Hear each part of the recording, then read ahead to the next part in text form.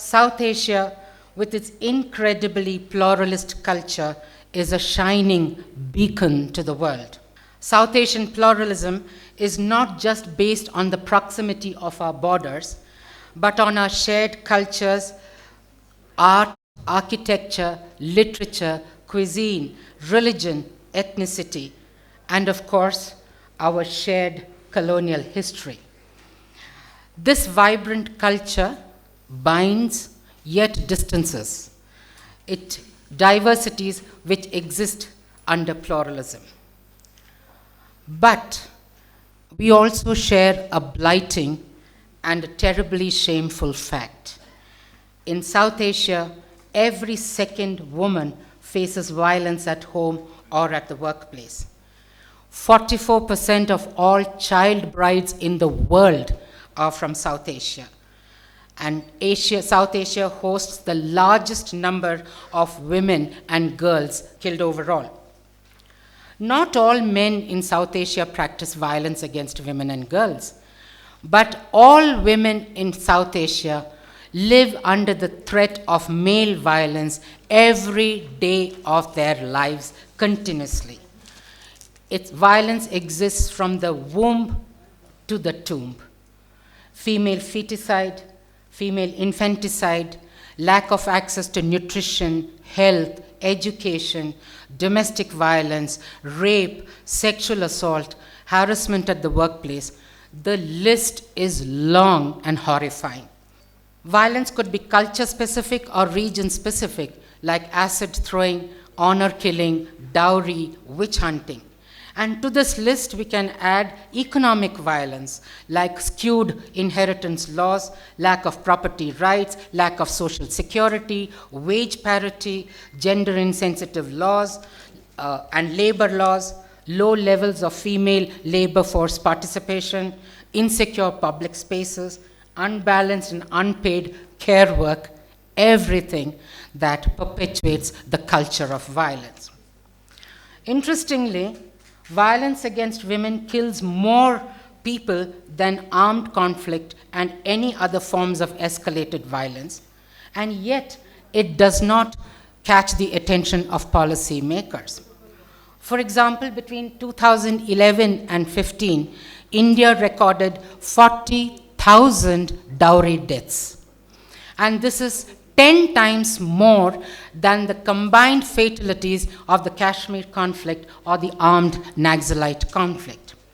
In Nepal and Bangladesh recently, on a gender-based report, violence report, gender-based violence is the first or the second cause of intentional homicides, much more than other ethno-communal violence.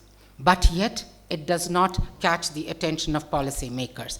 The reason is deaths due to armed conflict is visible, is reported, is acknowledged, and it gets a reactive measure.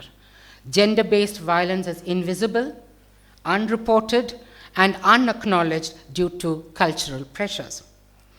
Women in South Asia are vulnerable to violence as a result of multiple and intersecting forms of discrimination and inequality, which could include age, ethnicity, caste, poverty, religion, gender identity, disability, your nationality, your indigeneity, your immigration status. So it's a long list of intersecting dimensions. Shamefully, South Asia also has the missing women syndrome. Rigid cultures, patriarchal attitudes, as my friend Lily indicated, devalues the role of women in South Asian societies. And the customary norms that privilege men and boys' access to opportunities and resources is the largest contributor for discriminatory attitudes that permeate family, community, society, and the nation. But to be fair, South Asian governments, in fact, for South Asian governments, violence against women is receiving much more attention now than ever before.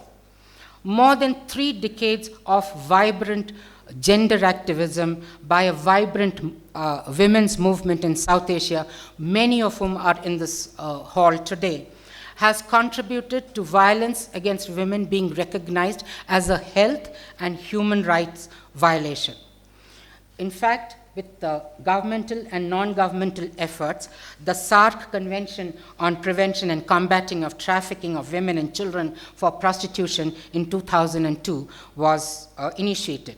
Almost all countries of South Asia have laws on domestic violence, child marriage, against trafficking, sexual harassment at workplace, and so on.